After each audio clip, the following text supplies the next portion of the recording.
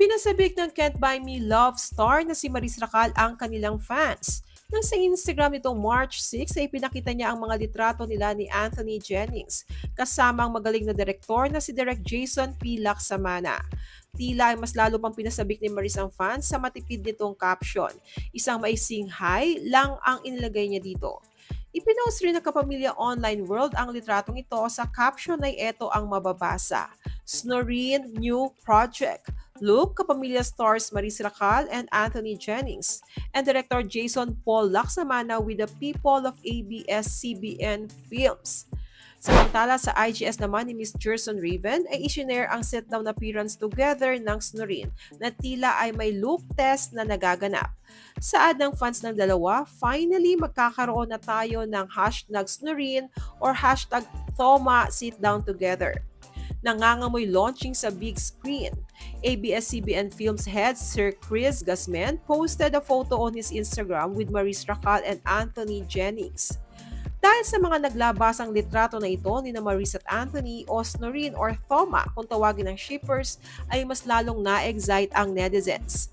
Matatandang nagsimulang nagustuhan ng madlang people ang tambalan ni Maris at Anthony matapos ang poopsie nila sa seryeng Can't Buy Me Love. Mula noon ay marami na ang nag-abang kung saan nga ba patungo ang tambalang Snoreen.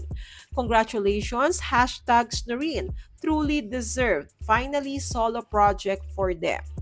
Ang mga litratong ito ay pinost rin sa IGS ni Miss Carmi, one of the writers behind all the successful Stars Cinema films. Mababasa sa caption, Wednesday with Snoop and Irene.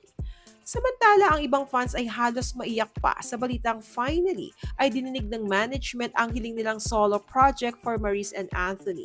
Sobrang nakaka-proud at nakakaiyak ang tagal nating hinantay na somehow mapansin si bata ng management who they are each other's lucky charm, Snoreen for the win. Bukod dito ay nag-post rin si Chris Gasmen ng mga litrato kasama sina Maris at Anthony. Si Chris ay head ng ABS-CBN Films. Isa siyang producer at writer. He has produced and written a number of Philippines' highest grossing and multi-awarded films. Saad niya sa caption, super proud of these two, ang saya-saya, Anthony Jennings at Maris Racal.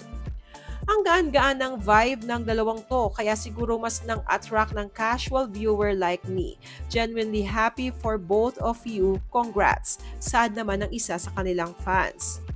Samantala, sa seryeng Can't Buy Me Love ay nag-level up na nga ang love story ni na Snoop at Irene, kung saan mas naging exciting ang mga pangyayari sa pagpasok ng karakter na si Aldrich na ginagampanan ng aktor na si Jake Ejercito na siya namang pagseselosa ni Snoop. Kaya naman kabang-abang ang mga susunod na eksena.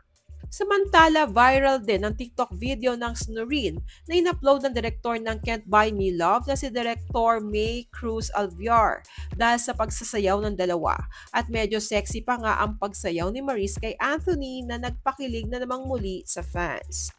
Ayon sa marami, ang love team ng Snoreen o ni Maris at Anthony ang siyang pruweba na hindi kinakailangang maging mag-on in real life ang characters on screen para pumatok sa masa.